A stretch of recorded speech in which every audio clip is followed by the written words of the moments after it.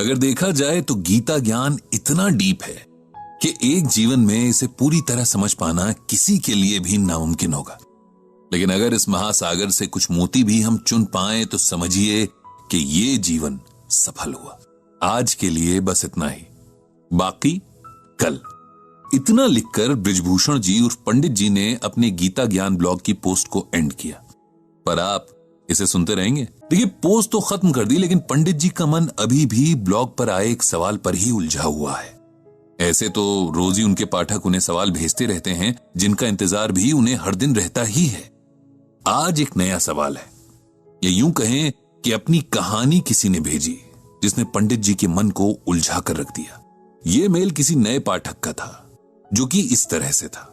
पंडित जी नमस्कार, मैं आपको कोई सवाल ना भेजकर अपने जीवन की अब तक की कहानी भेज रहा हूं और आपसे उम्मीद करता हूं कि आप इसे पढ़कर अब मुझे आगे अपने जीवन में क्या करना चाहिए इस बारे में बताएंगे। मेरी कहानी कुछ इस तरह से है। मेरा नाम उदय है। मैं उत्तर प्रदेश के एक छोटे से गांव से हूं। मेरे पिता एक किसान थे इसलिए लिख रहा हूं क्योंकि अब वे इस दुनिया में नहीं है। मेरे पिता कोई बड़े इंसान तो नहीं थे, लेकिन एक बात जो मैं अपने बचपन की यादों के आधार पर कह सकता हूं वो ये कि वे जब तक रहे उन्होंने मां समेत हम तीनों भाई बहनों को कोई कमी नहीं होने दी। हालांकि उनका साया हमारे सर से बहुत जल्दी उठ गया था। उस वक्त मेरी उम्र शायद 10 साल की रही होगी और मुझसे बड़ी बहन और भाई 12 और 15 साल के रहे होंगे। सबसे छोटा होने की वजह से मैं अपने पिता का लाडला था, ऐसा मेरी मां कहती हैं। और कहीं न कहीं मैं भी इस बात को महसूस करता था। तभी तो पिताजी के अचानक चले जाने का सदमा कई साल तक मेरा मन संभाल नहीं पाया था। हालांकि हमें यही बताया गया कि पिता की मौत एक एक्सीडेंट थी, लेकिन मैंने कई बार अपने मामा और मां की बातों में सुना कि उनके सौतेले भाइयों ने जमीन के लालच में उन्हें मरवा दिया था। हमारे पूछने पर मां ने हमेशा इस बात को टाल दिया, बल्कि हमें कसम दी कि कभी किसी से इस बारे में जिक्र नहीं करेंगे। पिताजी की मौत के बाद मां एकदम बदल गई थी। हमेशा डरी सहमी सी रहती और लगभग हर दिन जब हम पढ़ने बैठते तो मां कहती कि जल्दी से पढ़ लिख कर इस काबिल बन जाओ कि इस गांव से बाहर जा सको। मैं नहीं चाहती कि तुम लोग यहां ज्यादा वक्त तक रहो। समय बीतता गया, हम तीनों को जैसे तैसे मां पढ़ा रही थी। उनकी सख्त हिदायत थी कि पढ़ाई के अलावा हमें और किसी बात पर ध्यान नहीं देना है। अक्सर मेरे सोने के बाद बड़ी बहन और भाई कुछ बातें करते, जिनमें से मुझे बस यही समझ आता कि एक एक करके हमारी जमीनें पिता के सौतेले भाइयों ने हथिया ली हैं और हमारे पास खेतों के नाम पर बस कुछ टुकड़े ही बचे हैं। ये भी कि मां धीरे धीरे अपने गहने बेचकर हमारा पेट भर रही हैं। इन सब बातों को सुनकर मुझे बहुत दुख होता, लेकिन मैं किसी से बता नहीं सकता था। मां का सख्त ऑर्डर था और वैसे भी मेरा दुख सुनने वाला था ही कौन। समय के साथ बड़ा भाई आगे की पढ़ाई करने के लिए शहर चला गया था। इसके लिए भी मां ने अपने गहने ही बेचे थे। बहन ने आगे पढ़ाई की जगह सिलाई सीखने की इच्छा जताई तो मां ने उसे पड़ोस के गांव के स्टिचिंग सेंटर में एडमिशन दिलवा दिया। मां खुद उसके साथ जाती और उसकी वापसी के वक्त तक केंद्र के बाहर बैठकर इंतजार करती, फिर दोनों साथ ही वापस आते। मैं बहन को चिढ़ाता कि इतनी बड़ी होकर के भी अकेले आ जा नहीं सकती। मैं नहीं जानता था कि मां किस डर से उसके साथ जाती थी।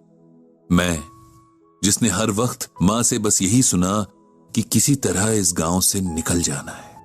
खेतों के नाम पर जो चंद टुकड़े बचे थे, मां उनमें बहुत मेहनत से फसल लगाती। हालांकि उनसे फसल के नाम पर कुछ भी ना निकलता, लेकिन मां उन खेतों को बंजर नहीं छोड़ना चाहती थी। तो कहती कि उनके स्वर्गवासी सास ससुर और पति की निशानी है ये खेत। इन्हें जब तक हो सकेगा आबाद रखूंगी। मेरे बाद तुम लोग जो चाहे करना। मैंने उन खेतों के प्रति मां का गहरा लगाव महसूस किया था। जितनी देर वो खेतों में काम करती, खुश दिखती, घर लौटते ही उनके चेहरे पर अजीब सा डर और उदासी फैल जाती। इस दौरान भाई की ठीक ठाक नौकरी लग गई थी, तो उसकी मदद से घर के हालात संभलने लगे थे। मेरी स्कूल की पढ़ाई पूरी हो गई थी और मामा ने बहन के लिए भी कोई अच्छा रिश्ता देखकर उसकी सगाई करवा दी थी। अब मुझे भी गांव से बाहर जाकर आगे की पढ़ाई करनी थी। बहन की शादी के बाद मां को एकदम अकेले ही गांव में रहना होगा, ये सोचकर मुझे बहुत बुरा लगता था। भाई के लाख समझाने पर भी मां हमारे साथ शहर नहीं आई। उनका कहना था कि वो खुश हैं कि हम लोग गांव से निकल गए, अब वो आराम से रह सकती हैं। गांव के घर में पिताजी की यादें हैं जिन्हें छोड़कर वो कहीं नहीं जाएंगी। अब भी मां अपने खेतों में लगातार काम करती थी। रोज खेतों में जाना उनका रूटीन था। जैसे मंदिर जाकर शांति मिलती है, उन्हें इन खेतों में वही शांति मिलती थी। मुझे गांव से निकले कई साल बीत गए हैं। मैं अच्छी नौकरी पर हूं, मेरे भाई बहनों के अपने परिवार हैं और मां अब भी गांव में है। लेकिन मेरे पिता के सौतेले भाई और उनके बच्चे उसे परेशान करने लगे हैं, उन चंद खेतों के लिए जो हमारे हैं, जिन पर मेरी मां ने इतने साल अपना प्यार लुटाया है, जो उसके जीने की वजह है। ये सब बातें मुझे गांव से शहर मिलने आए एक दोस्त ने बताई हैं। मेरे भाई का कहना है कि मां कभी नहीं चाहेंगी कि हम किसी लड़ाई में पड़ें, और वो भी नहीं चाहता, क्योंकि अब उसकी अपने परिवार के प्रति जिम्मेदारियां हैं, वो उन्हें निभाना चाहता है। कुछ जमीन के टुकड़ों के लिए उन जंगली लोगों से नहीं लड़ना चाहता है, जिन्होंने पहले भी खेतों के लिए हमारे पिताजी की जान ले ली थी। पंडित जी, मेरी कहानी यहीं पर रुकी है। मुझे क्या करना चाहिए? अपना हक और अपनी मां के सम्मान के लिए लड़ना चाहिए या ये सब नजरअंदाज कर देना चाहिए? इस बारे में गीता ज्ञान क्या कहता है? मुझे उम्मीद है आप मुझे कोई अच्छी सलाह जरूर देंगे। आपके जवाब की प्रतीक्षा में, उदय। उदय के पत्र को अच्छे से पढ़कर उसकी परिस्थिति को समझकर पंडित जी ने उसे जवाब लिखा। प्रिय उदय, तुम्हारी जीवन कथा पढ़ी, तुम्हारे संघर्षों ने मुझे प्रभावित किया। अब जो सिचुएशन तुम्हारे सामने सवाल बनकर खड़ी है, वो लगभग वैसी ही है जैसी सिचुएशन में भगवान श्री कृष्ण ने अर्जुन को गीता का ज्ञान दिया था। तुम्हारे लिए गीता ज्ञान के महासागर से ये मोती चुनकर लाया हूं। इसे ध्यान से पढ़ो, समझो और अपने आगे का रास्ता तय करो। हतो व प्राप्स्यसि स्वर्गम जित्वा व भोक्ष्यसे महिम, तस्मात् उत्तिष्ठ कौन्तेय युद्धाय कृत निश्चयः। यह श्लोक गीता के दूसरे अध्याय से लिया गया है। इसका अर्थ है कि हे अर्जुन, यदि तुम युद्ध में वीर गति को प्राप्त होते हो तो तुम्हें स्वर्ग मिलेगा, और यदि विजयी होते हो तो धरती का सुख पाओगे।